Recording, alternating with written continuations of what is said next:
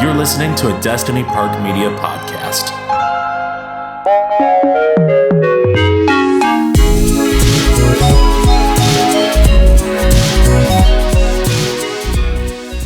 Hey kids, welcome back to the Akira Slide podcast. This is part 2 of our Best of 2024 discussion.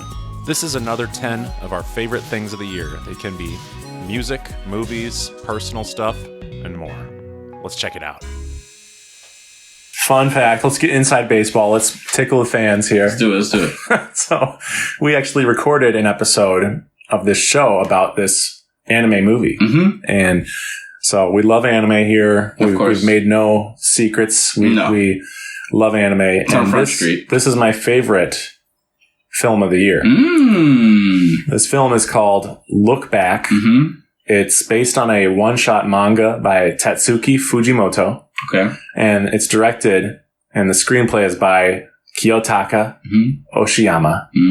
And it is a story about two young girls who are growing up in the same school, and one is a grade below the other one.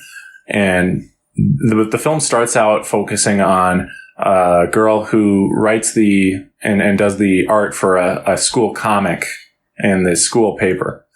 And she thinks she's hot stuff. People love her comics, say, wow, you could go pro. You are amazing. You're so funny. And she's just like eating it up and saying, well, I don't know if I'd want to be a professional manga artist. It seems kind of boring. So much glaze, you know what I mean? They are glazing her, but she is also glazing herself. Yes. Isn't there like a connotation to glaze that's not? Anyway. Yeah, true. Sorry about this. It is actually. Sorry for this. Sorry for this. We don't mean this. So anyway. It's okay. Sorry for this is one of my favorite phrases of 2024, by the way. I love, like, especially in text, I'll go, sorry for this, I gotta use more of that. I haven't used a lot of that. But she's high on the hog. She loves it. And then there's a new strip that gets added to the school paper. Dun, dun, dun. And it has no jokes, but the art is incredibly good. Yes. And she gets knocked off her high horse a bit. And she is an immature, like, middle schooler, so she, of course, is like... There's a shot where she reads the first strip from this rival of hers, and her face is just iconic. You gotta see it. It's almost as iconic as Guts in the end of Volume 1 of Berserk. Yes. I forgot the name. No, it's I think it's Breezerk. Breezerk. Yeah, Bree. So anyway, we call it Bree for short, like a cute girl. Bree.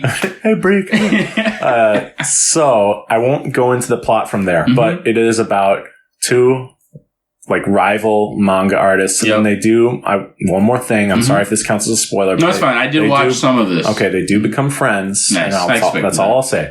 But the thing is that the film balances dramatic animation and comedic animation really well. The director, in order to finish it, like locked themselves in a room and barely did anything but animate this film. Wow. They were committed and they had a tight time frame from what I understand. Sure. So, and it's perfect for a film like this, which is about being an artist and being creative, finding your passion and figuring out why you do what you do. Yeah. Because the film is honest that sometimes when you're doing something you love, there's stuff about it you don't like. Of course. That drives you nuts and you wonder why you do it. Yes, it's very true. The dream, if it's a dream, it never dies. No. It comes back. And that's what I have learned this year too, is that real dreams, they just can't die, and you can move on in your life and try to move away from them. Right. But they do come back and you yearn. Yeah. And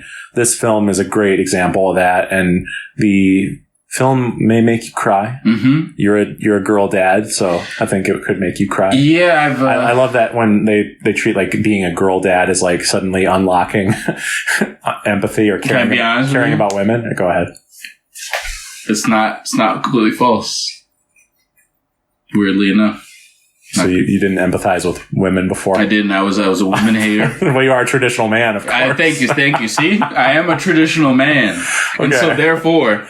But so I think having a daughter would change. It softened me quite a bit. Not that I was hard, because I'm just a very playful person, but I think my emotional access to other emotions other than laughter, and the basic ones that we all have. I didn't have access to them as much, and then all of a sudden, I feel like a lot of things. I feel things. Yeah, like a lot of stuff. Like, I guess kind of within the empathy. But I have a lot of empathy. It's really more you're like always a smart, empathetic. Yeah, but I feel the touching things, the sweet things. They resonate much more, much more, way more. But the idea that you couldn't watch a story about girls until you had I always love I love girls. You love Sailor Moon. I love Sailor Moon. Woke. I'm super woke. I love it. I've just saying woke. Sailor Moon woke. Woke. Yeah, that's pretty cool. Pretty woke, my brother. I love As Told by Ginger. You know what I'm saying? I've always loved Courtney. It's Courtney. That song was a bop. Oh yeah, it was super bop.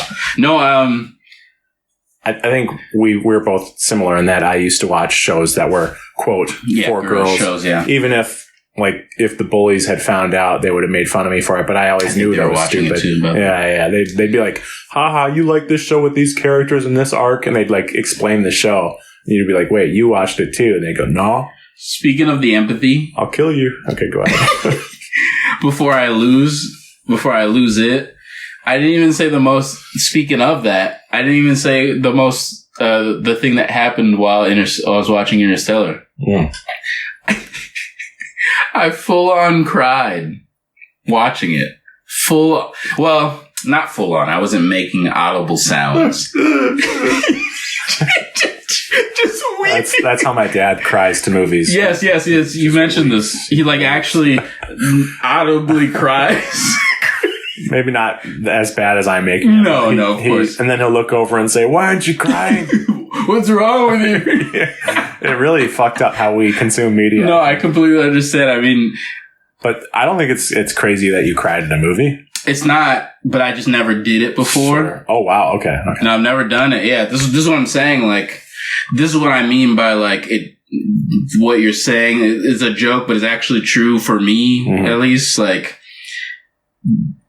They said this line in Interstellar. Sorry to go back to it. But we're talking about empathy and feeling and learning about empathy and the character. Learning about empathy like there's none exists. I'm an asshole.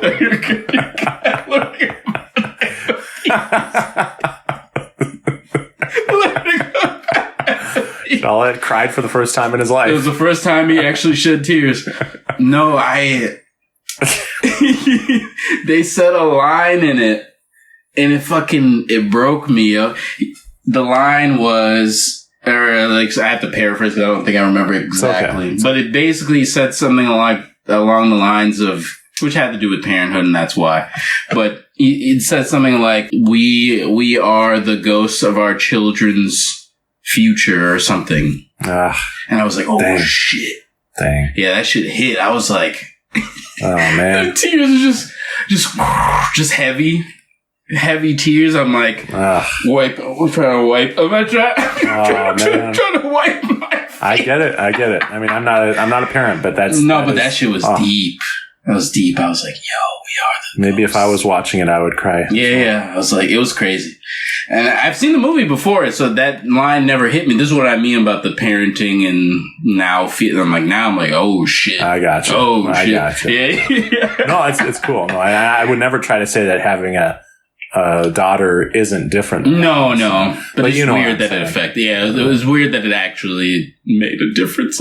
It's weird, but it does. It's weird. But you would probably feel that way if you had a son. Yeah, you would, because you're thinking about it similarly. Yeah. It's less about the daughter and more about Michael just can't let this go.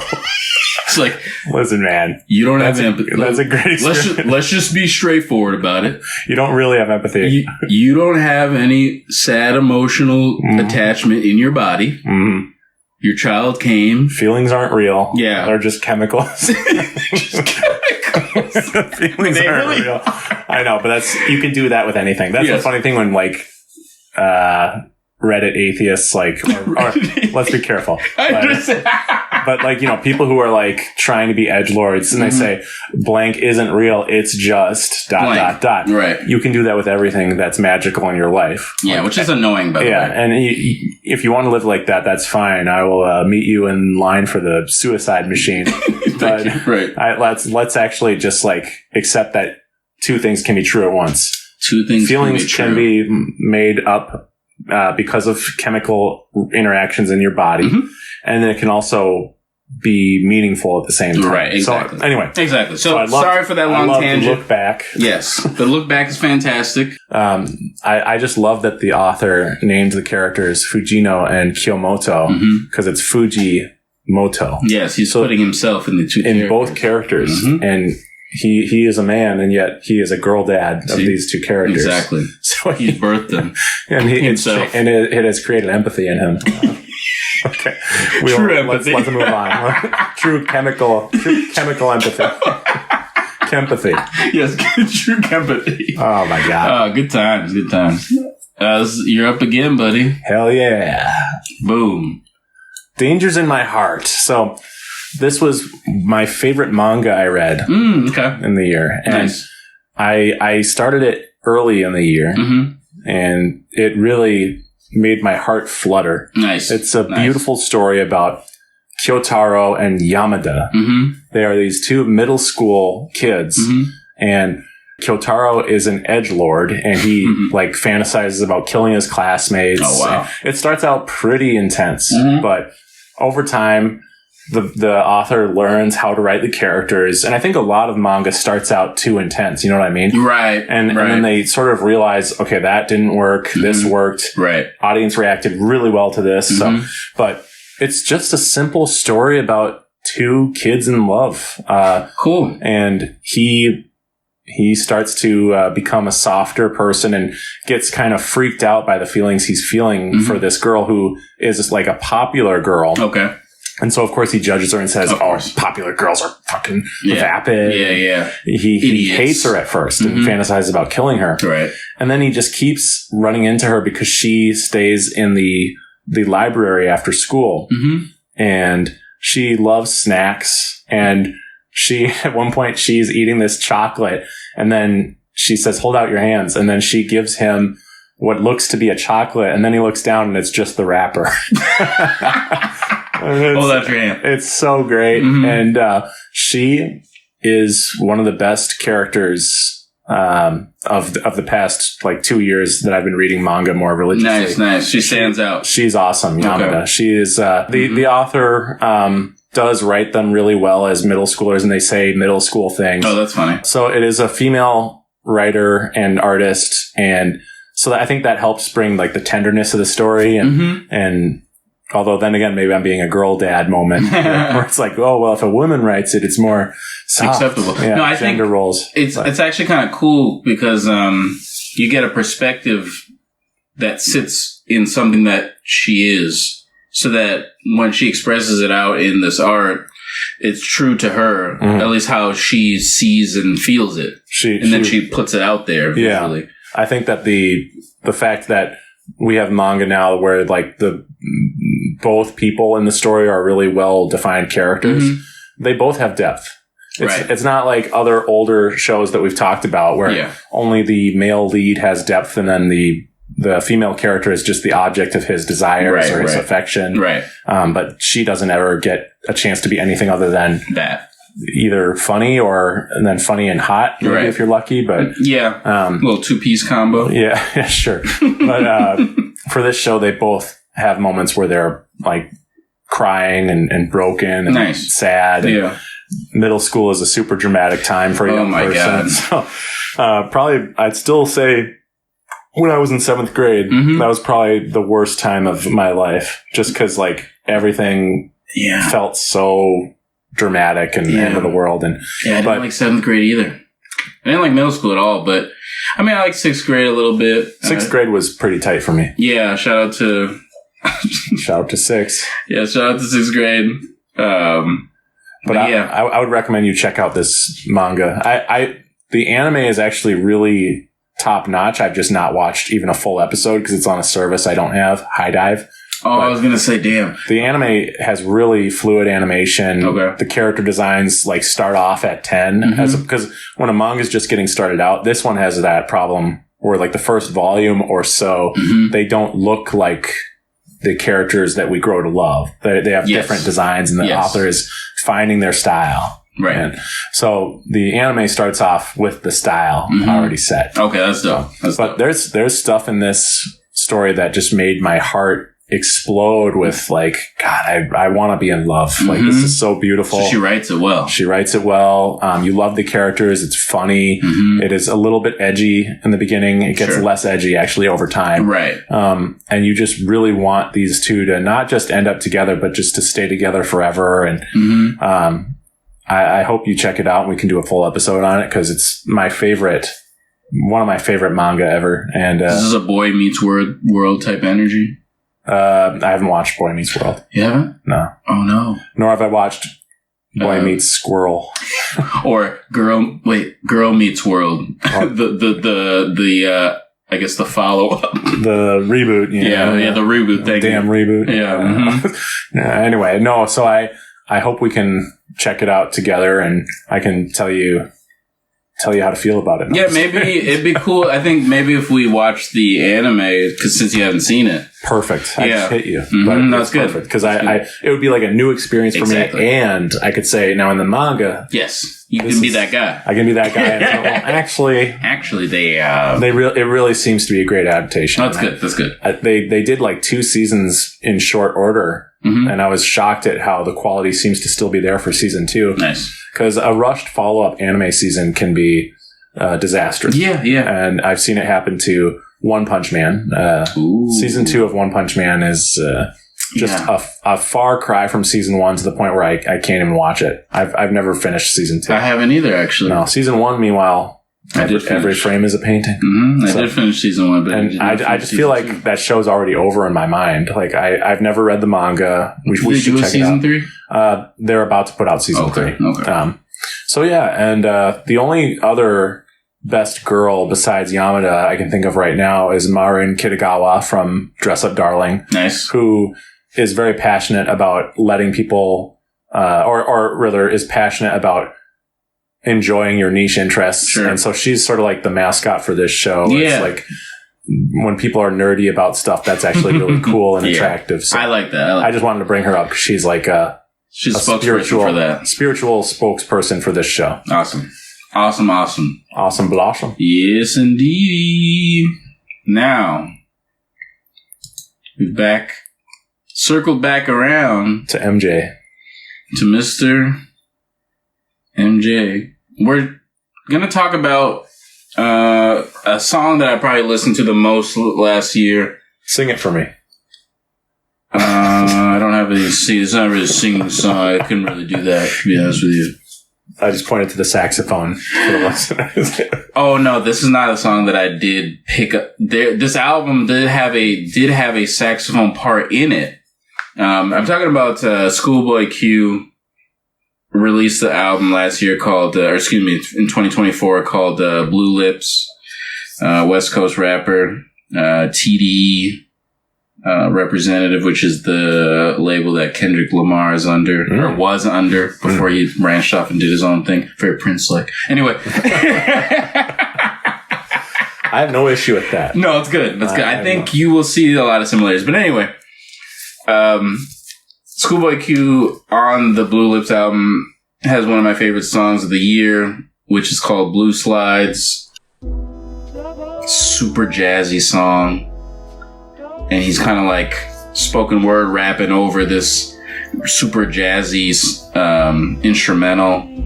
And it's kind of like a motivational song in a way. He's talking to himself, trying to get himself right. It's a little bit of a pays homage to a friend of his that he lost, which everybody knows is Mac Miller, the rapper Mac Miller, who passed away a few years ago.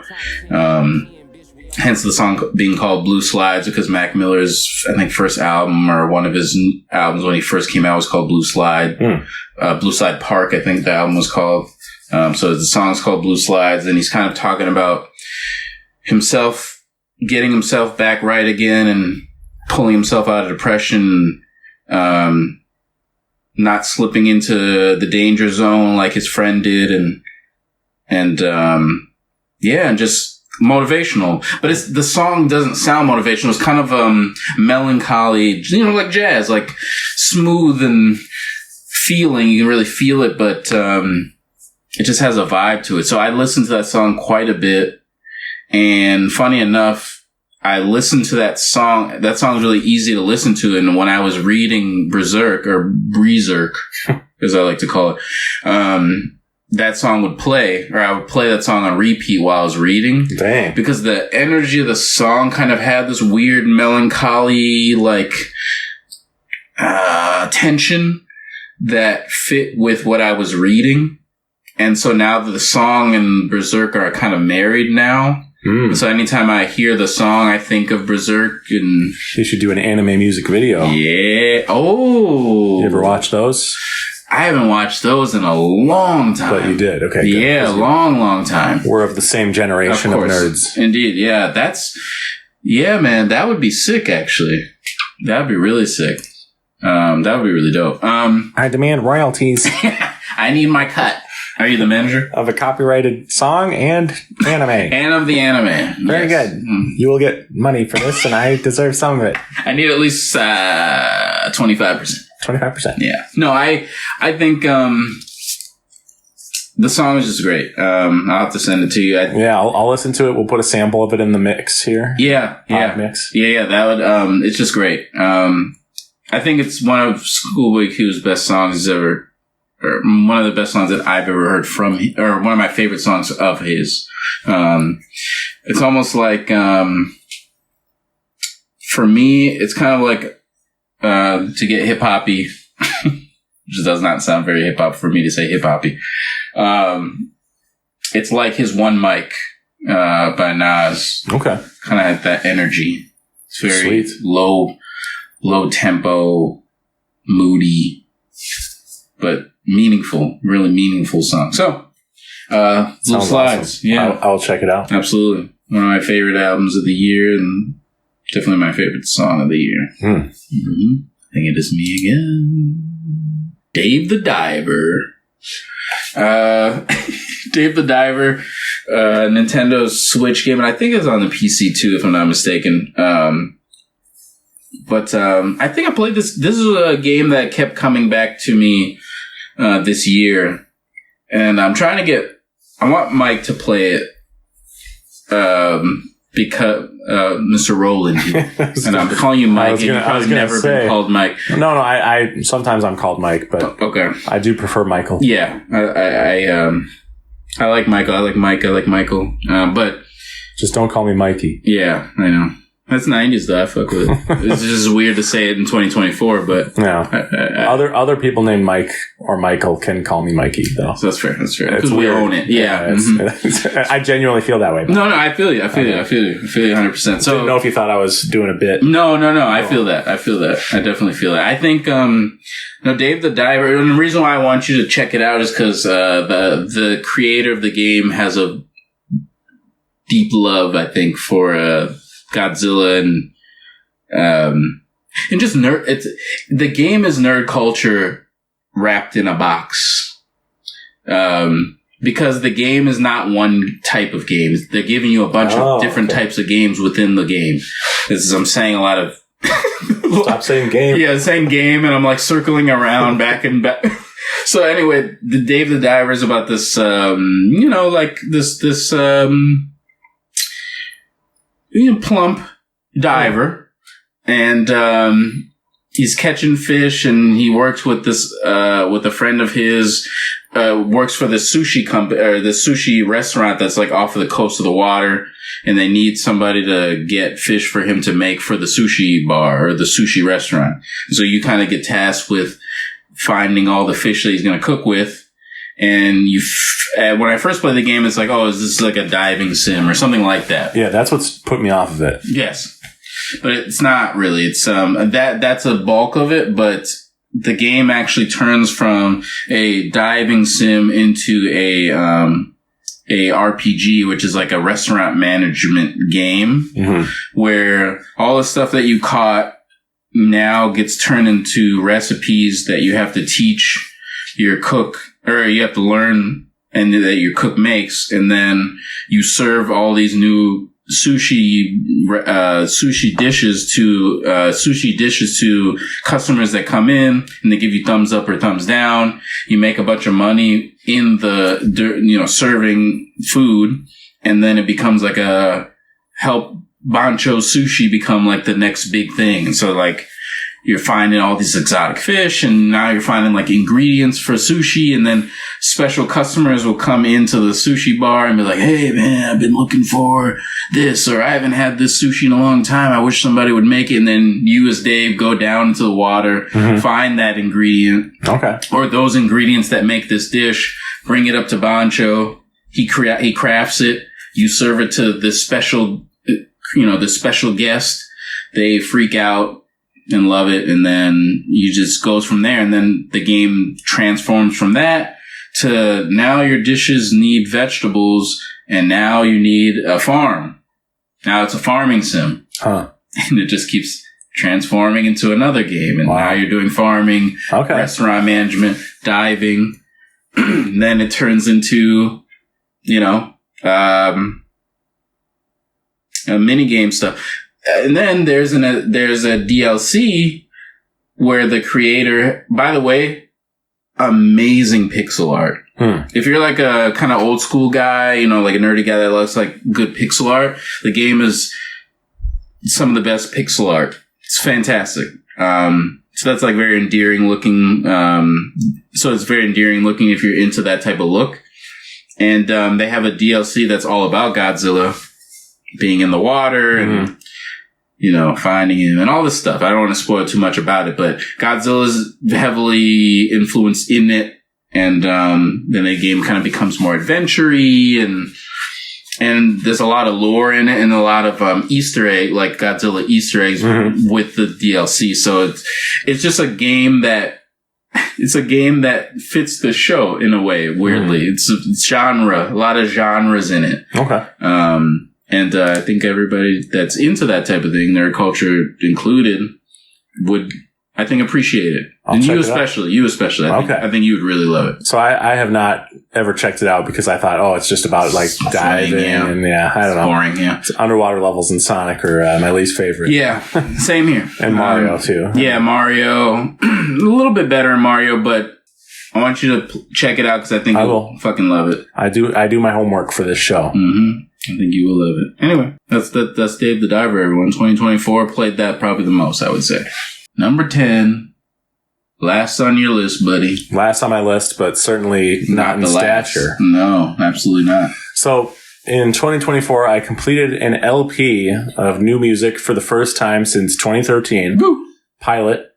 That was the title of the 2013 record. And then I played my first live concert in nearly 10 years. So amazing. My last live concert, that was like an actual concert, not me doing an open mic where I signed up. I not just me playing for a few minutes. Yep. Because I did that in 2019. But my last concert where it was a Dermot show was 2016. My last live full band show was early 2015. And it hadn't happened for me for a long time, but this year I've been embracing getting out of my comfort zone. And I played at a brewery, and they asked if I could play 2 hours, and I, instead of saying I'll do the same set the first hour and the same set the second hour, instead of doing that, which is what I probably could have done, I said I'm going to try it. I've always wanted to play a long sets, and my favorite artists, I always want them to play for longer. So I said, I'm going to do it. I'm going to try. I'm going to practice and practice the set backwards and forwards. And I literally did that, by the way. Like I would play the set backwards and like just to not get monotonous and to keep it fresh for me. How strenuous was that? It was tough. Because 2 hours is a long time to be I took a 15. playing. I took a 15. You took a 15 in between? In between sets. Okay. So it was not 2 hours continuously. Yeah. I could do that now though, because I've trained, I've done so much vocal practice, as we work on this new record. So I could do a 2 hour show if I needed to. Sick. But back then I could not. I was out of shape, but I did work up enough strength to do this show, and it went pretty well. We have recorded nearly the whole thing on video, and I would like to see that. We have the audio, the full audio, but I never got it from the recorder. Got it. But we do have pretty much the full set on video. I can send you a link. Okay. Because I wanted to be there, and there's clips on YouTube. Oh, is there? Yeah, just of the songs that I thought were the best ones. Sure. Because, you don't want to share the worst songs of the night. That would be crazy. But if I did play, I don't know, maybe if I played a cover that was really popular, I might share it, even if it was one of the worst songs of the night. Sure, just because other than that, though.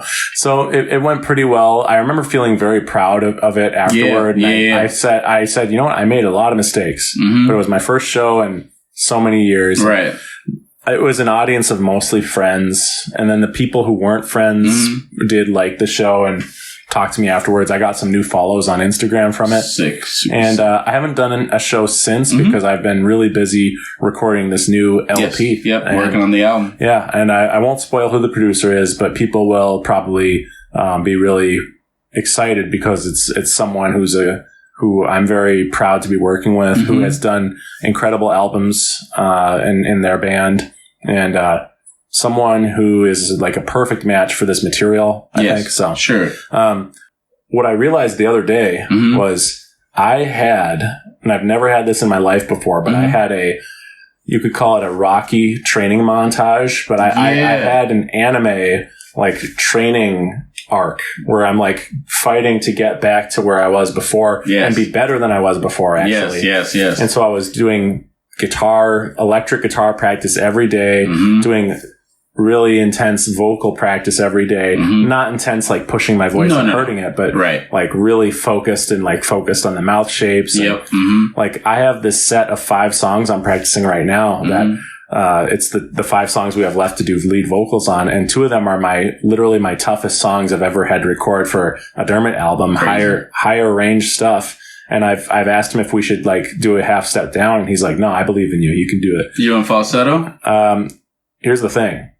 I was doing falsetto on a lot of the material, and I shared the roughs with some people, and I got some feedback from my father, of all people, and he was saying, I really think that the vocals are at their best when they're like you're sounding strong. You're sounding strong and confident, and so I am. It's actually tougher to not do the falsetto. No, I know it is on most of the record. No, I know. So I made it a goal that and it also doesn't really fit the material. I realize he's right. Like the falsetto starts to sound really weak. Yes. Airy. Compared to the other stuff that I'm singing right next, like a line before it. And I want this record to keep that energy of strength and also like power. Yes. Like those are key words for this. And so I realized the falsetto wasn't hitting.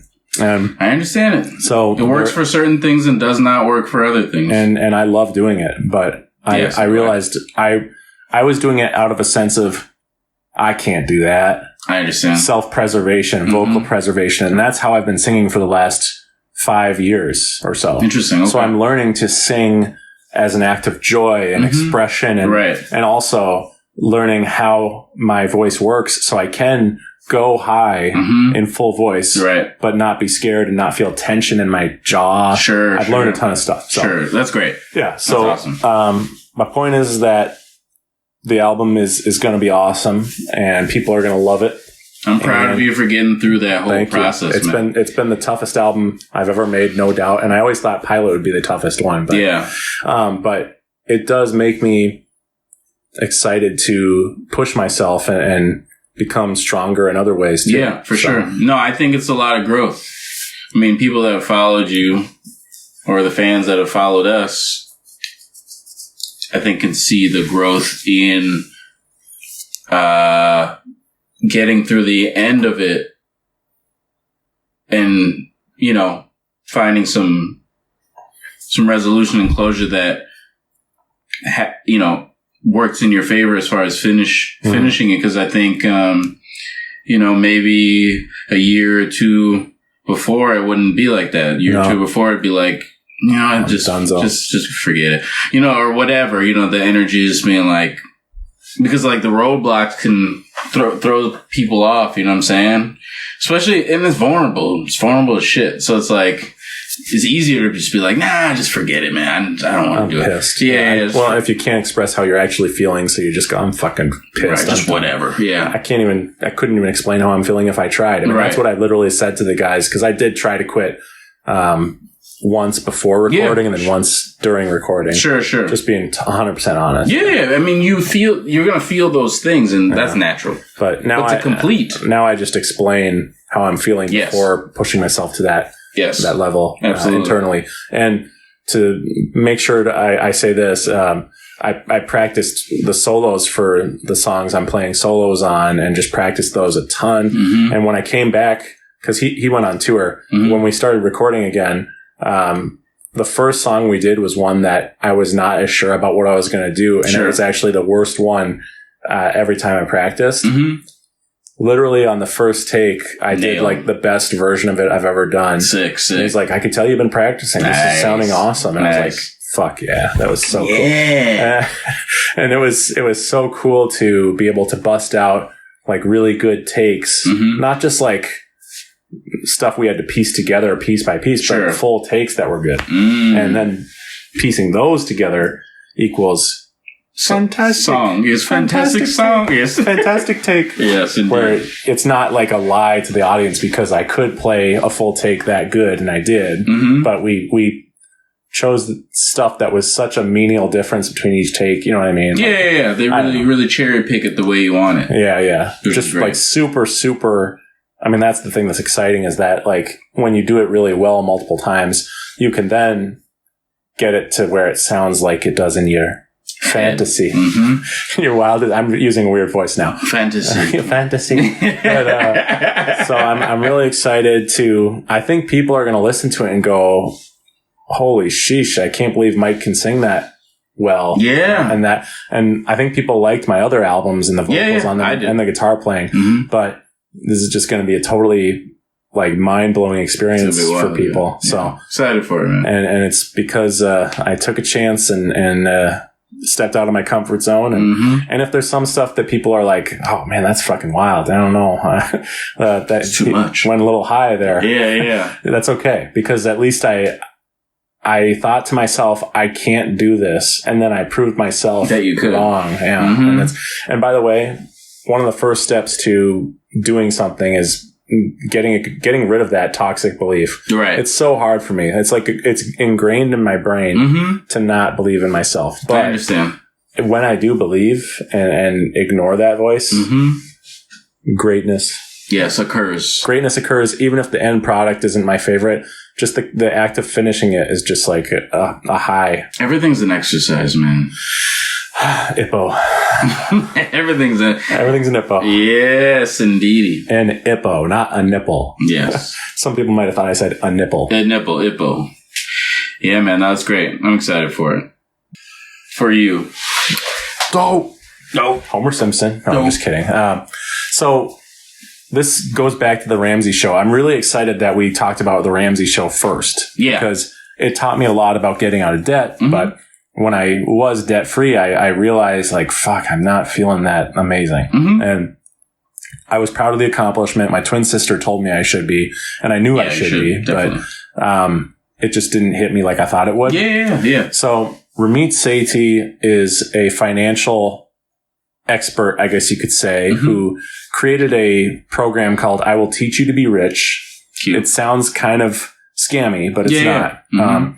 It started out with a book that it started out with a email newsletter, I believe. Oh, nice. But he wrote a book, and it's in bookstores all across America. Mm-hmm. And it's called I Will Teach You to Be Rich. It's a 6-week program that it doesn't just teach you to pay off debt or start investing. Mm-hmm. It's about crafting a rich life for yourself. I love that. Yeah, see, that would be more my book. You should 100%. I would buy it for you if you want. Oh, for sure. For your birthday. When's your birthday? August something. Yes. So it's going to be in the summer. Well, end of summer, really. Seems like the same time every year. Yeah. Jack Nicholson, get out of here. But it is, he does have guidelines in terms of like how he thinks you could handle investing. Mm-hmm. He talks about asset allocation, but doesn't say you necessarily have to do it that way. Sure. It is a freeing book, and it does teach you that scarcity mindset is not necessarily the way to go. And in fact, it's really bad for you. Right.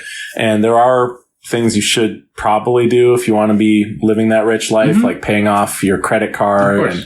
But anyway, he has a podcast called Money for Couples. Used to be called I Will Teach You to Be Rich as well. He switched, okay. Yeah, because he has a new book coming out called Money for Couples. Mm-hmm.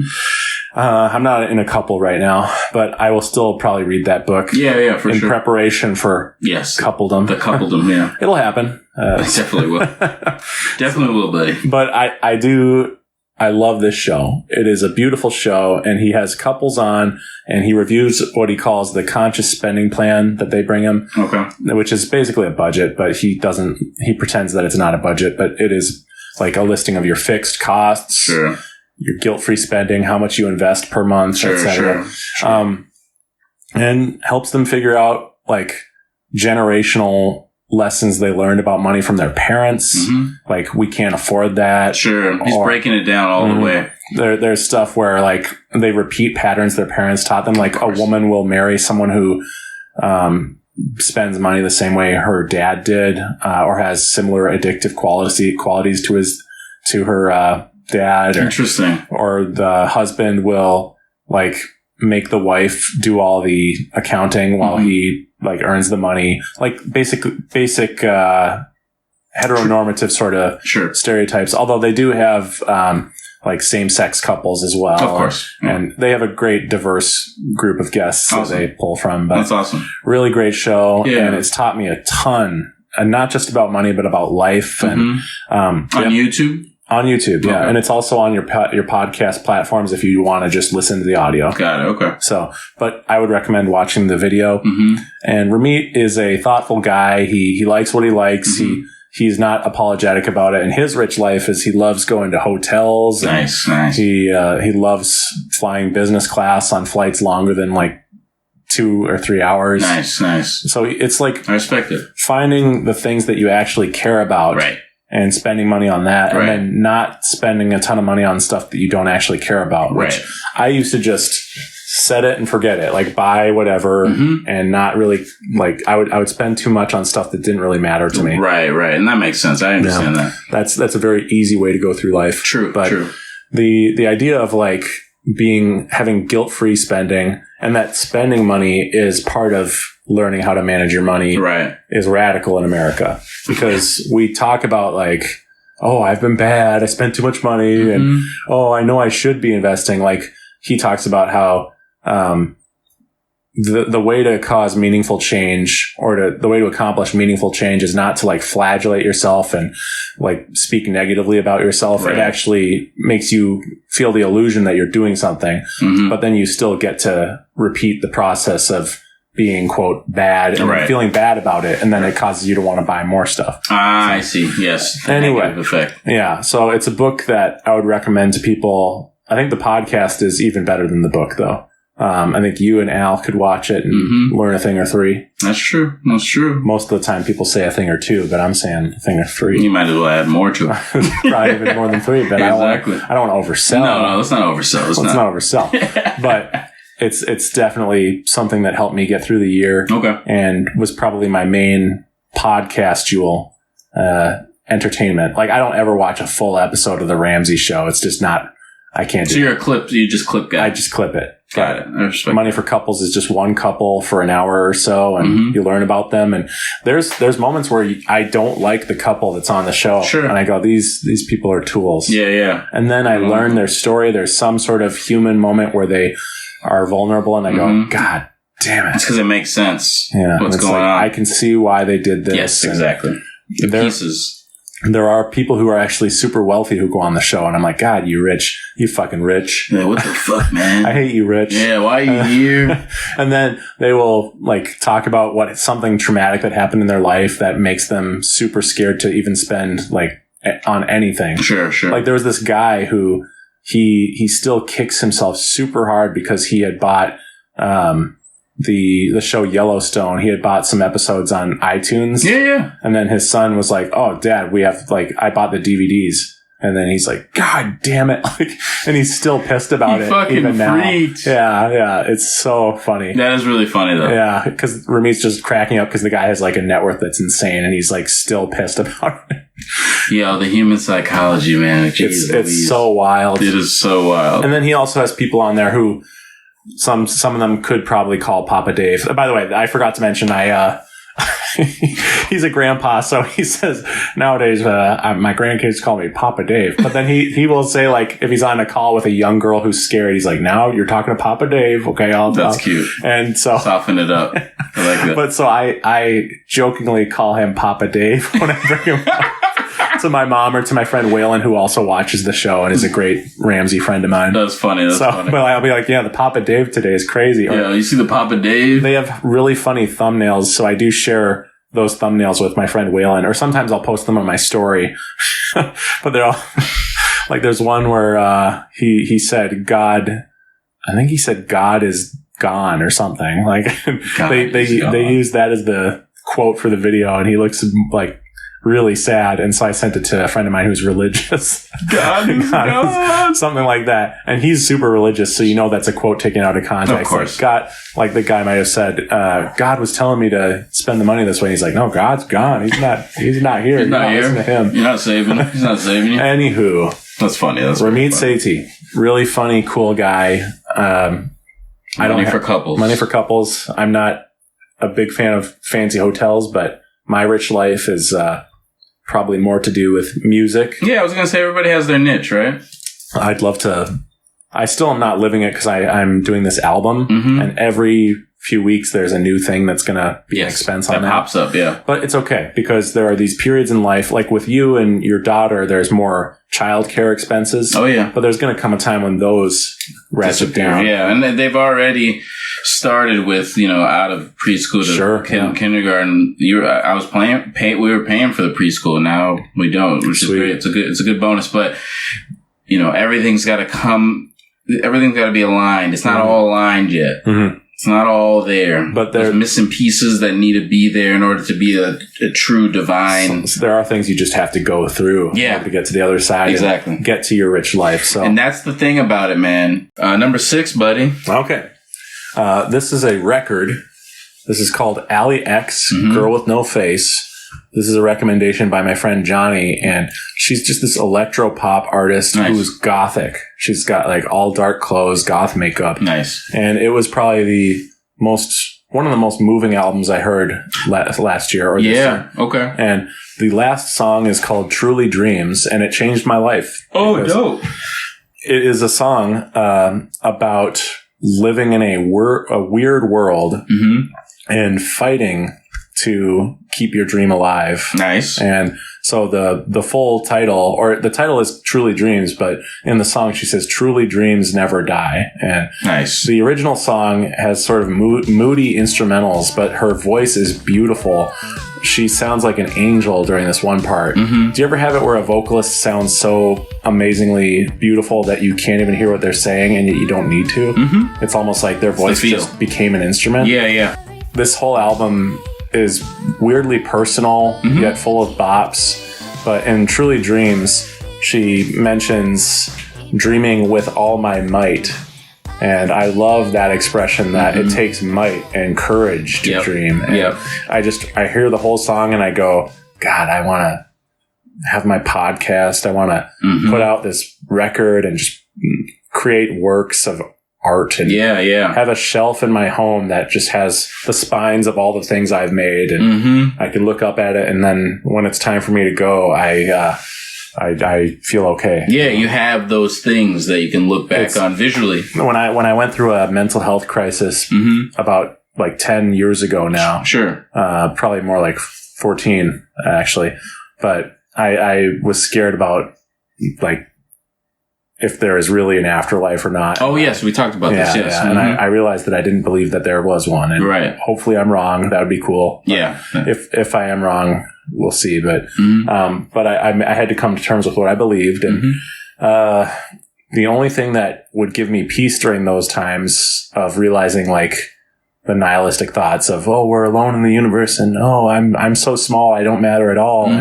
But the only thing that gave me peace was just imagining my shelf of like books I'd written and records I'd written and thinking about the future, stuff I'd created with friends and people I love. And that's the thing. It's not about like, oh, these are famous books or famous records I finished. It's that I finished things and there's some record of my existence and accomplishments for yourself, for myself, and also that it could help someone else. Like I always like to imagine my music reaching someone who's going through a similar childhood like me, and it helps them not make the same choices I made potentially. So, anyway, that's dope. This whole album, there's a song called "Off with Her Tits," which at first I had the reaction like you did, but when you do repeated listens, it's like, oh, this is shocking at first, but it could be about someone like who's non-binary doing some gender confirming or reassignment or whatever, or surgery that's like just helping them feel more comfortable in their body. Oh, sure. And like to feel like a body part is actually a curse, because she talks about like just wanting to get rid of these things. Sure. And the songwriter Ali X has not confirmed if it's like about her or not, nor is it anyone's business really. Right. But you know, it's a song that clearly could be about all sorts of things. It could be because there's cancer like detected in one breast. Oh, sure. They're just going to have to get rid of their breast due to that. That's a very sensitive subject. Sure. So my first reaction was like, oh, this is weird. Like off with her tits. It's so strange. And then like I came to that realization after multiple listens, and I was like, oh, this is actually kind of sick that you can listen to the song and feel multiple ways about it. Hear multiple points of view just from one lyric. Right. So, absolutely. It's a beautiful record. And there's actually a remix of the song Truly Dreams, which is just as good as the original because it's the same vocal track, but instead of a minor key, beautiful track, it is a major key, sunshiny pop song as opposed to dark electro pop. Right. It's beautiful and hopeful, and the hopeful lyrics plus the hopeful music, it's like a fucking sugar rush. Yeah. Like I feel so on top of the world listening to it. So nice. Not only would I recommend The Girl with No Face, but I'd recommend the deluxe edition. Check out. The favorite song on the album is probably actually Galina. It's a beautiful track. Okay. Anyway. Yeah, that sounds dope. I think it's a great album. I'll definitely check it out because it's fun to hear a new artist. For me, a new artist for me. I don't know. I don't think she's new. No, she's been putting out bangers. Yeah, but I've never listened to a full album of hers. Sure. Just totally came out of nowhere, and it's probably one of the most meaningful albums of the year for me. Yeah, that's awesome. Yeah, I'm definitely interested in checking that out. So I'll definitely give it a listen for sure. We'll put little samples of the music in this episode. Indeed. Fair use. Really. Fair use clause. Fair use clause. That's like Santa Claus, but for we are at the end copyright. Of the year. I'm back. We're back, baby. I'm back, bitches. That's Santa. Get out of here, Santa. Come on. I got my gifts. I'm good. So we land on second to last, or excuse me, third to last, and that means LA trip for me. I hit you really hard. Sorry about that. Ow. No, LA trip. I also took my LA trip as well in 2024. Different times. You went in February. I went in the summertime. I was in the summertime. That's right. Specifically for one thing. Wasn't my idea. But last year, I think, and the year before, but I've been doing this thing where I'm pretty free going generally anyway, but I get presented with things, and sometimes my initial thought is like, I don't know, this is probably going to be complicated, or I'm not sure if I should do that. And a lot of times now I kind of been just thinking about it and then kind of going with the wild card thing, which is like, and what the hell, I'll do it. Mm. And, even in my, I've really been living more experientially than smart, financially. So I kind of been living opposite of you. And that's just generally my temperament anyway. But I do love acquiring knowledge and improving on my style and way of doing things, and by enhancing it, make it even better. Because there's a way to infuse all those things. There's a way to infuse having the control and discipline with also enjoying yourself and doing those fun things. And that's where I want to get to ultimately. But that's a long way to say that this trip was offered to me by someone. This was also connected to the Kendrick and Drake beef. Mm-hmm. Kendrick did, after the beef, did a exclusive one night only pop-out show where he was going to come out. The show, he after the beef, it was called the Pop-Out Show, and we just knew it was Kendrick and friends. And so in my head, even I'm telling my friend, I'm like, yeah, I seen Kendrick though. I already seen him perform like a few times. So I don't know. And then I thought about it and I was like, this is a show where like nobody knows exactly what's going to happen. Right. We're not even sure. So the whole show was wrapped in this, what word should I use? It was wrapped in this uncertainty of what's coming. Mm-hmm. You know who's there. You know one person that's there. You don't know the friends part. We don't know what we're talking about. We know he just finished a beef with Drake and he won. And this is like a victory lap. Or at least this is what you're theorizing as you're thinking about what this show is going to be. But no one actually knows what the hell is going to happen. Mm-hmm. It's like one of those things where it's like, hey, come see this thing. It's special. Nobody's going to know. And do you take it and ride that ride to see what that ride is? Or do you just, let it pass by and let it be what it is? A friend of mine was excited enough to jump on the opportunity, wanted me to come with. And I took him up on it. I was like, fuck it. Let's do it. Mm-hmm. I'll do it. So I had never been to LA either. So I was like, okay, so this is different. There's a lot of new stuff. Again, I'm doing, I mean, for me, that's not weird, but I'm jumping in and kind of just doing some things where I just kind of going with what I want to do. My initial, I think I let a lot of external factors stop me from doing certain things. Mm-hmm. Like myself I would just jump and do all these things, but sometimes I let a lot of external things stop me from kind of fully living in what I want to live in. And I don't think I let it stop me so much in the past year or two. And so I joined the trip, and we made a time of it. It was a very short trip. It was literally, I think, like 2 days. Mm-hmm. So we literally came in that day. I think it was a Wednesday. The show's on a midweek. Came in on a Wednesday morning, or like, I guess noon. Not morning, actually. It was like Wednesday, like lunch, noon time. And then the show was like a little bit later in the afternoon, evening time, but afternoonish actually. It was like an afternoon show, weirdly enough. So we went there for that, and it was an experience that I had not felt in a show before, because it was so mysterious, and there was so many people, like famous people that were there. LeBron was there. There's a lot of big names that were there. YouTube people that I watch on, the guys, I don't know, RDC? No.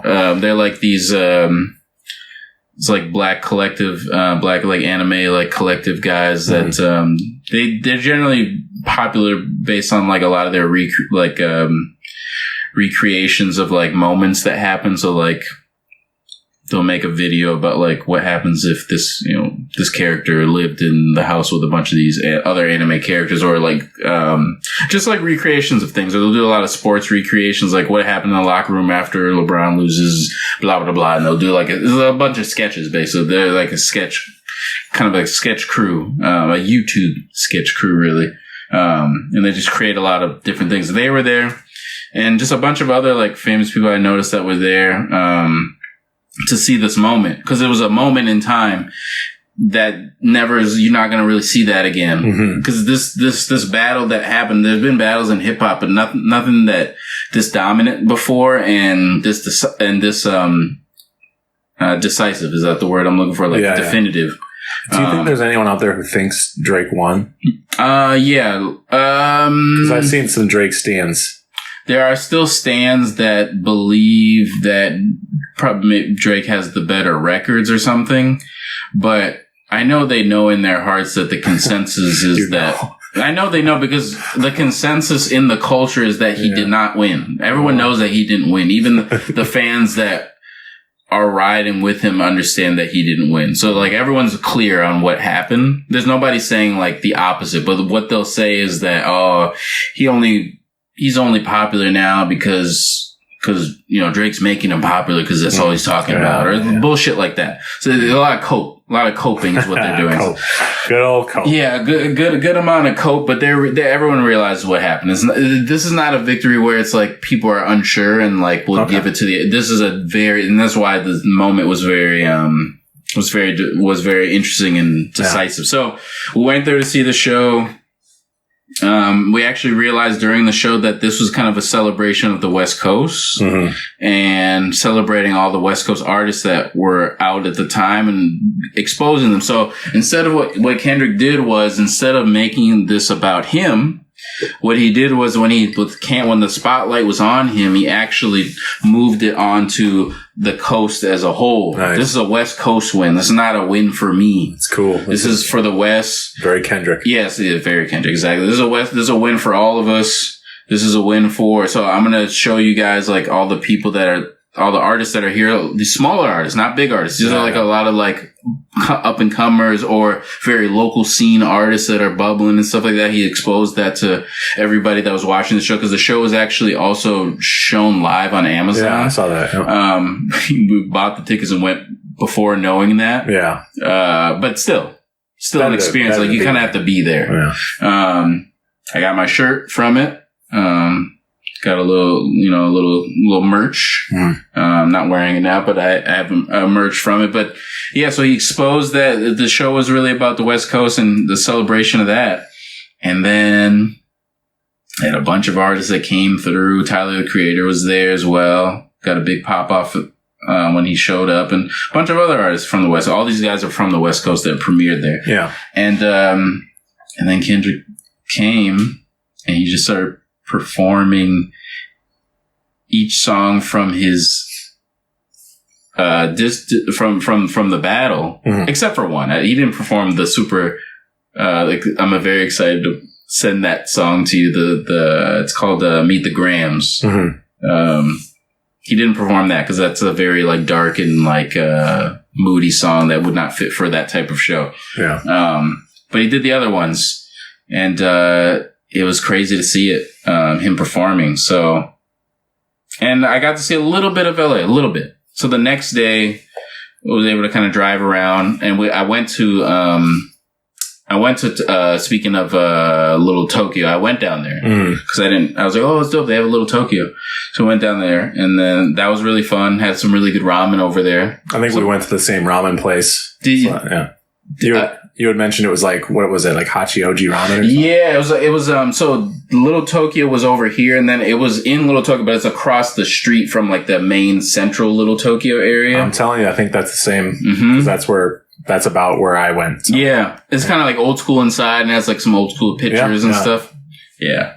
It's good. Bar seating? Yeah, bar seating. Yep. Yeah, some bar seating there, Yep. No, it was great. Yeah, really good ramen. I think I saw you there. No, I'm just kidding. That would be crazy. We've only said like 3 times. So we went different times, yeah. I think there was a time dilation. Yeah, we were there at the same time, but not at the same time. No, the ramen was great. Place, but not the same place in time. In time, yeah. It's very interstellar. Time. Yeah, very interstellar of you, buddy. Yes. And then I'm like 80 and you're... Yeah, and I'm 20. I went backwards, actually. No, you got younger. No, lucky. LA was cool. It was very short though, so I didn't get to experience everything. But I rented a little car out there. That was a bucket list thing. I wanted to drive like a little Miata, a little Mazda Miata out there, and I did, and that was fun. And yeah, that's basically it. It was a great trip. Again, I'll have to do it where I can kind of see even more things, but I got to see a decent amount. LA is cool. It's definitely a specific vibe. But yeah, I liked it. I liked it. I think I'm definitely still more of an East Coaster, I think. But I did like what LA had, from what I saw. And me too. Very little. Me too. I saw all sorts of places. Yeah, you've been there a few times, right? You've been there 2 times, but I went to a bunch of different spots the second trip. Nice. In February. Okay. So you got to really kind of explore it a little bit more. Yeah, I did. It was cool, and I'll probably be back at some point because we did 3 songs there, and I'd like to do some more songs there if I can. Absolutely. So yeah, now we leave it to you, buddy. The last 2. Wow. We're here. Lucky number 7 and then lucky number 1. Yeah. 2 of the most lucky numbers. Okay, let me get... Oh, you're true. You're so true. Let me get revved up for a second. Ring. Okay. So number 7, So I think for music this year, it belongs to the women. Yes. Yes, it does. Yes, it does. Yes, it does. I have Charlie XCX Brat on here, but I'm going to say there's a tie. I think there's a tie, and it also belongs to Ariana Grande, Eternal Sunshine. I think that these 2 albums are full of bops and also like relational deepness. And Charlie XCX Brat has her grappling with the idea of like her career, being famous, but still being kind of a niche artist. It's thought of as like a pop party anthem album. Sure. And that's the marketing push for it. But it also has stuff about like her self-doubt and not knowing her place in the world. Sure. It has emotional tenderness in the song Talk Talk, where it's about someone who she's been talking to for a long time. And they're finally in person, but they're not talking to each other yet. Like he's talking with his friends and she's over there trying to get him to notice her, not noticing him. That classic. Yeah. Very classic. And it's a beautiful record. And I'm ashamed that my most toxic straight guy moment of the year was hating the song Apple because of the TikTok dance. And I still haven't seen this dance, man. Okay, well, we'll watch it later. We should watch it later. So you had a Brat summer, is what you're saying? I had a Brat summer, and I've had a Brat fall, and a Brat winter. Yeah, it's been awesome. I'm totally... I have brain rot where sometimes... That's what Brat is short for. No, I'm just kidding. Okay. Sorry. So, but I do sometimes like, my friend sent me this video of Godzilla wearing high heels, and that's how he stands in the water. For some reason, people are mystified with how he like is standing in the water. I never thought of that. Yeah, and I never thought of that. I literally have always just thought of, he can just like float because of his the way his body is, That's so funny you mentioned that. I never thought he has a floating mechanism. I literally just didn't think twice about it. No. But they sent me that silly video, and then I just said that he's the king of the monsters is slaying it or something. and she sent this funny gif of Godzilla putting on these sort of cool basketball glasses in the commercial where he faces off against Charles Barkley. Have you seen that one?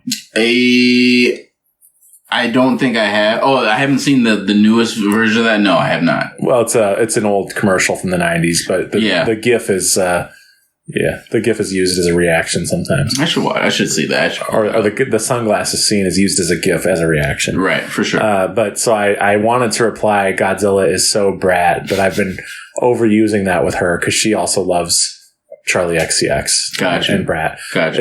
It's like a whole thing, man. And it's a thing. It's not just about partying. It's just like super cool album and like really, really fun to listen to front to back. Mm-hmm. And there's one bad song that kept me from finishing the album for a few months, which is the second song on the album called Club Classics. So it's a tough track list spot for it. Yeah, because second track song. 2. Yeah, and I've talked to other people and they all agree that song is not good. So it's like a shame that it's the second song, but everything after it is like the first song. 360 has the iconic line, "I'm so Julia," like, and even though I didn't know who it was about, like, that it's about Julia Fox, it evocatively hit me, the line, "I'm so Julia." It just immediately goes like, oh, I'm like this amazing person named Julia who's super cool and everywhere and super hip, and you immediately know what "I'm so Julia" means. Right. And it turns out it's Julia Fox. Right. It's the pluses and minuses of Julia. Yeah. She's there's this funny clip where a red carpet interviewer is asking, like, if she, I think it was like if she did her own makeup or if someone else did her makeup, and she goes, "This is actually something I did." Yeah. It's super weird. It's a super strange clip, but she's like basically like super excited that someone asked her about it. So she's like, I did this myself. Yeah. I did this myself is what she says. That was very funny. Anyway. So a really cool album. And then Ariana Grande's album, Eternal Sunshine. It's inspired by Eternal Sunshine of the Spotless Mind, of course. Then I should listen to the album. The Jim Carrey epic. But it's one of my favorites. So Ariana has had a hell of a year. She got to play her dream role.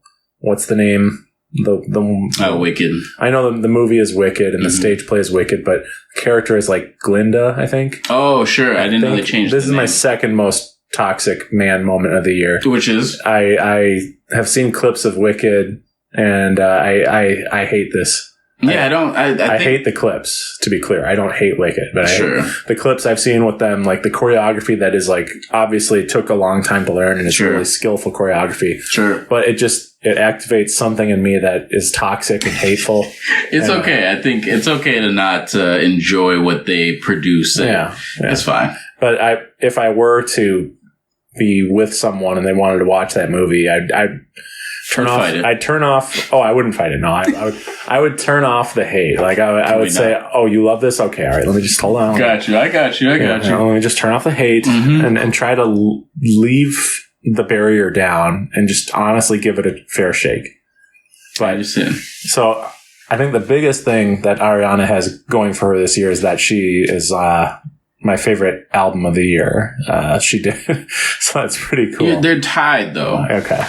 Brad and they're tied. Yeah, they're tied. Okay, so she doesn't have the number, but she does. Tied. I guess. It's tied. Yeah, she does. Yeah. I don't want these ladies to fight over me. I need the number one mic. Michael. I listen. I do not like imagining these two beautiful women fighting over me. Sounds fun. Ariana. I've always respected the vocal game. She has incredible range. Her enunciation has been a little bit strange and hard to follow for me. I think that's mainly what's kept me from getting into her stuff. Sure. But this album, I don't even think it was like heavily recommended to me, but I just heard little things that made me curious. And I heard the song "We Can't Be Friends," and it's a beautiful, heartbreaking song about someone that you lost as a lover and that you just can't be friends with them. You're like hoping that one day you can be wait for you to like me again. But it's just done. And it's so beautiful. And the album is about her divorce and like finding new love. And I forgot who she was even married to, but me too, as well, I should say. Yeah. She was with Mac Miller at one point. I remember that. Yeah. It's all coming together. But it's a beautiful album. Like I know that people make fun of her and like they are like really they are really invested in like the drama of her breaking up a marriage. Her potentially cheating with this guy while she was married, and I I'm a music fan. I don't care about any of this. Not in the gossip column. So I listen to a human being expressing their emotions through song, and I listen and have my barriers are down at that point. For sure. So I love the album. I find it beautiful. Her voice is incredible on it. And actually, here's the crazy part. The studio produced songs, I think they're actually worse than the live takes that they've put out on the deluxe version of the album. Oh, so the deluxe has the live ones? Has some live ones. Okay. And on YouTube, she's posted some live ones. Nice. And there's less auto-tune and pitch correction on it. And I got to tell you, I don't think she needs it. So it's a little bit, it's weird that my 2 top albums of the year tied have tons of auto-tune and pitch correction. But Charlie XCX, you can tell it's being used as an effect. Right. And with Ariana Grande, I don't know why it's there. I don't think it adds any effect. And I think it does negatively impact. I think it would be my number one with a bullet if it was produced like the live versions were. Ooh, honest opinion. I think it would be my number one album of the year. I think now it's tied with Brat, but... Got you. Got you.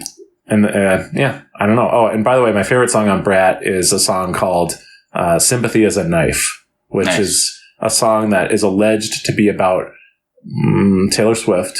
And oh, really? Taylor Swift dating her boyfriend's friend, Maddie Healy. And it's a song about a girl who makes her feel super insecure. I could never be her if I tried. Why would she? Anyway, Charlie, why would she want to be? Well, Taylor, I get it. But she could never be. It's just the insecurity because like Taylor Swift is a household name. 1 billionaire. Oh yeah, soon to be 2 billionaire. It's a weird way to phrase it. Yeah, and it's the song "Sympathy as a Knife." I just love that line too. That sympathy as a knife, like it's just so brutal feeling. It's like God, that's so true. That like I do want to someone to that. Feeling sorry for you and like, oh, I'm so sorry that you're going through that. It can sometimes make you feel even worse and just cut you down. But it's not proven to be about Taylor Swift. Sure. It is about just her like feeling insecure compared to someone else. And, right. She doesn't even have the strength to lie about it. She like just has to talk to her boyfriend and doesn't even want to see them. Like she says, I don't want to see her backstage at my boyfriend's show. She's very, very honest. She's very honest. But it's a beautiful song and her voice on it is incredible. And the auto-tune makes it even more pleasing to listen to. It's very crazy. Nice, the way they do auto-tune and like pitch correction on that album is just so weird because it sounds so good. And yet you can tell she's actually singing really well under it. Sure. But I've never had that happen before. Usually I listen to excessive pitch correction and I just hate it, but it's just so warm on this album. Yeah, I don't think I have an ear for it yet. Okay. Yeah. I'll ruin it for you. After I listen to it without knowing, you can help. I'll ruin all popular music for you because I can hear it. That's great. Though. It's great, but when like bands post like live footage on their YouTube that's professionally shot, 9 times out of 10 there's way too much pitch correction in it. It's like, God damn it. Okay. I love the production side of like filming everything. I don't mind an overdub here or there. Sure. If you don't notice it. Sure. But it's got to be slipped in. When there's pitch correction, it's like, why are we doing this? What's the point? This is artifice. Yes, it's artifice. It's artifice. Yeah. And I'm always hoping that things are perfect, right? As having OCD. I understand. I want things to be like a perfect document and exactly how I want them to be. It's a control thing. And, it's understandable. Anywho. Yeah. Number 1. We've landed on number 1 and the final. The final favorite thing from 2024. Hell of a journey. I think we'll split this in 2 parts. Because I just feel bad for the poor son of bitch who... son of bitch. Yes. Who has to edit the full episode if we were to put it out. Part 1, part 2. Yeah, part 1, part 2. Part 1, heavy on Jallah. Part 2, weirdly heavy on Jallah. No, I'm just kidding. Yeah, so came back around twice, so... kind of unfair. I never really talked about what I liked, but anyway. That's fine. That's fine.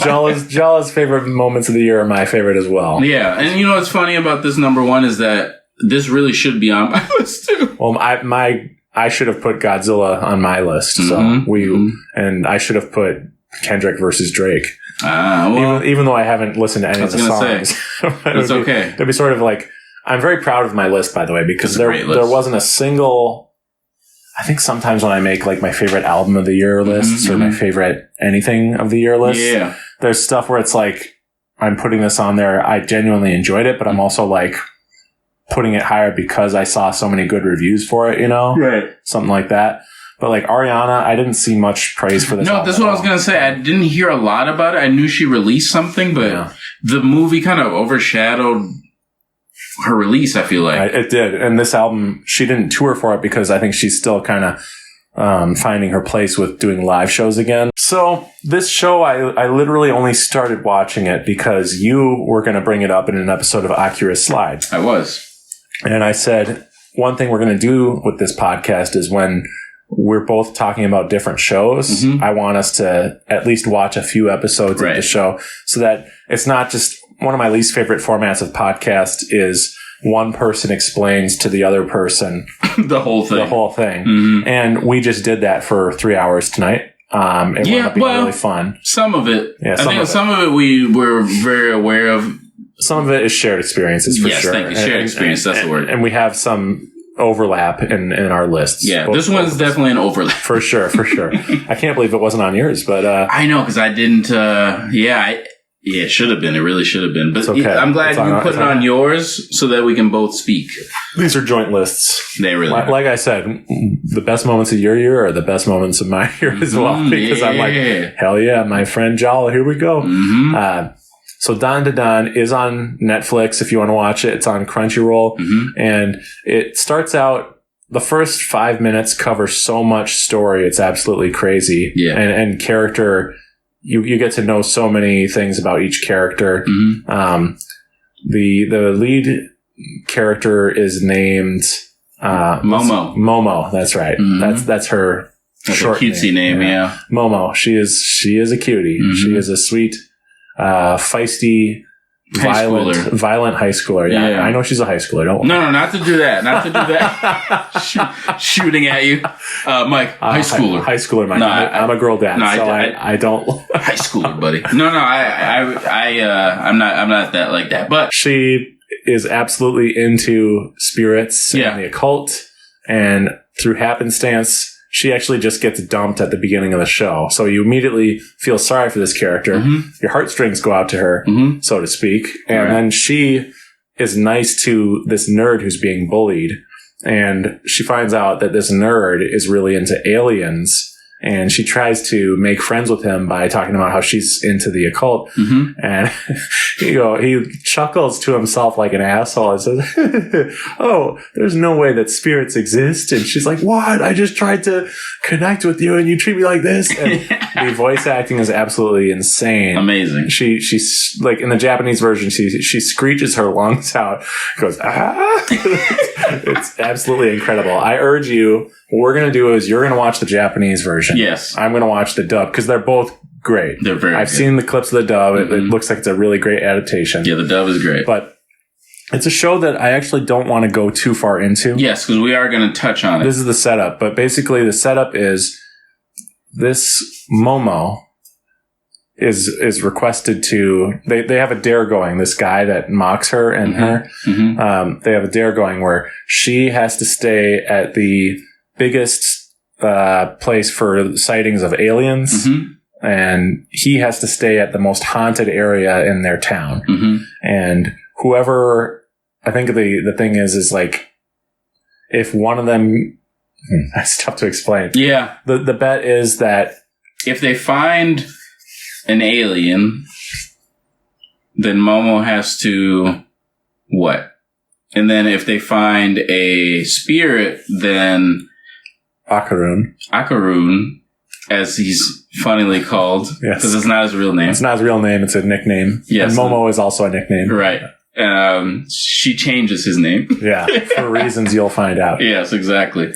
Good reasons. Yeah, so they're basically trying to prove each other wrong, and they make this bet. So they go into this house looking for one or the other. Yeah, and it's a series where if you're a fan of the occult, you're going to love this series. Yeah. If you're a fan of aliens, you're going to love this series. If you're a fan of classic anime, you're going to love this series. If you're a fan of just weird-ass shit, just you're weird shit. If you're a fan of modern anime, you're going to love this series. It's multiple genres at the same time. Multiple genres. And I absolutely could not believe my eyes, because I am not a binger, but after one episode, I said, I got to start this second episode, got to start this third episode. And I watched 4 episodes in one day and then caught up to the show within 2 days, when I had only ever wanted to watch enough to get a general idea of the show. Like, I was planning to just watch, to be honest with you, like 2 episodes. Yeah, I think you told me. I just want to watch a few, and then I had my own shit going on that week. I didn't want to do the Jallah assignment, but I couldn't stop, and I wound up getting caught up, and we finished the season. We finished the season. Yeah, we did. A few weeks ago. It ended. I think it was 12 episodes, if I'm not mistaken. 12 episodes. Yep, and. It's a ride. It's a ride. I guess we'll just talk about how I feel about the finale then. But yes, we will, because I don't want to spoil the whole. The whole episode. Then we can't do an episode. Here's the thing: we want to do an episode about Dan Da Dan. I'm going to be reading the manga up to the point where the season ends. I'm going to be watching the dub, so I can have a full context for this. I will say, I read on Wikipedia that the guy, for reasons that were personal, I believe he lost a job. Who? The author of Dan Da Dan, or Dan Da Dan. The author. Yukinobu Tatsu. Okay.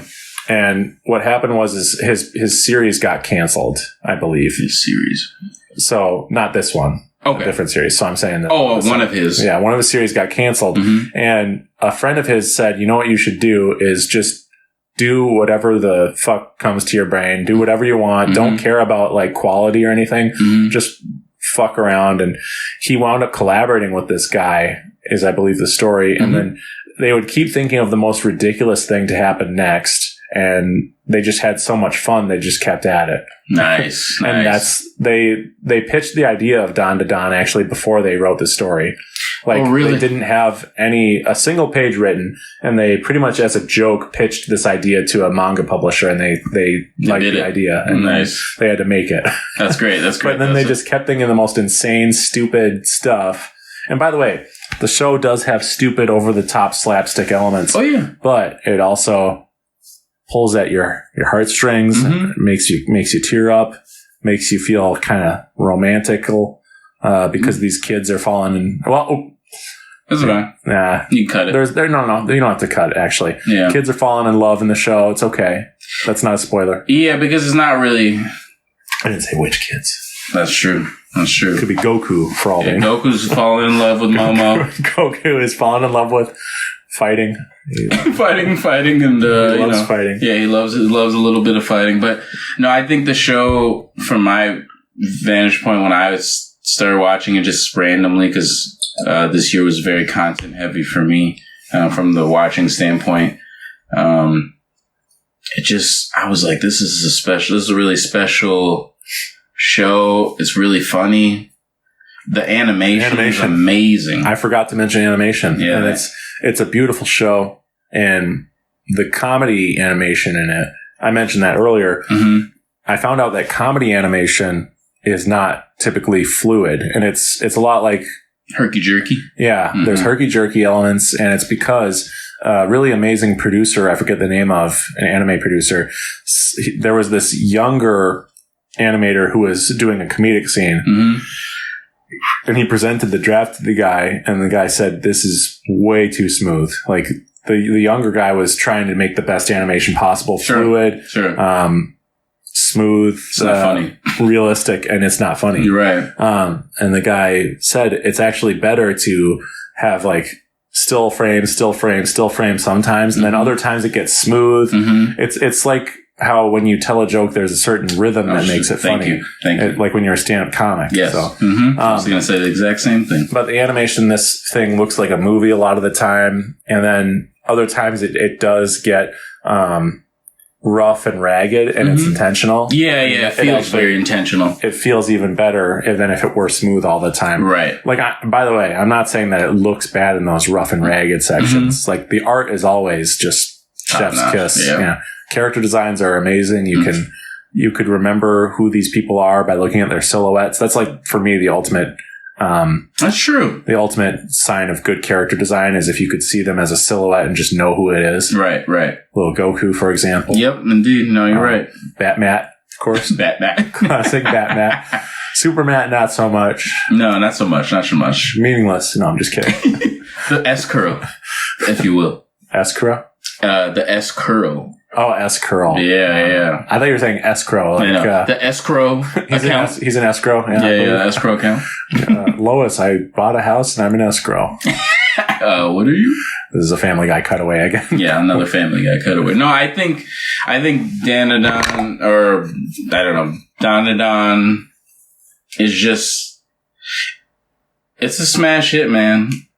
Sure is. It's a smash hit. I just think that, when we get down to it, I think it's going to stand the test of time and it's going to stand out. But I don't want to get too much into it because I think we're really going to touch on it more and more and the love for it and things like that. So we got a whole episode planned. I'm doing research for it and doing extra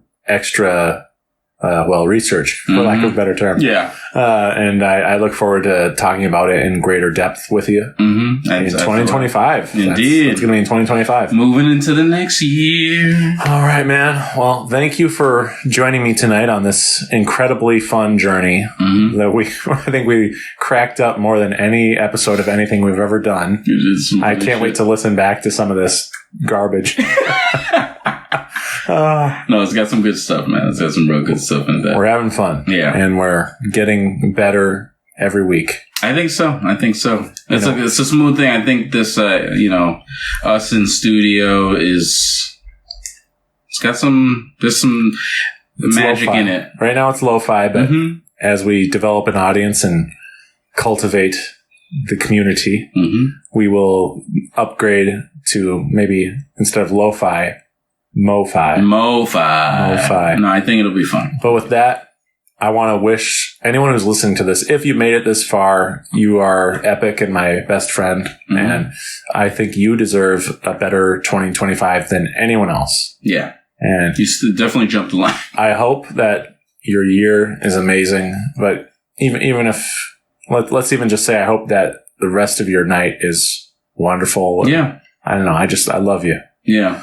You're good people. Shout out to you. Shout out to you, the one person. Yes, the one.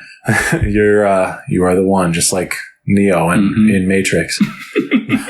But make sure to follow us on Spotify, on Instagram, on Friendster, and leave a review. It helps with this podcast coming up in searches. And until then, let's slide you into 2025. Slide into 2024. I don't want to go back. I want to go back. Let's go forward. Adios, everyone. Happy New Year. Happy New Year.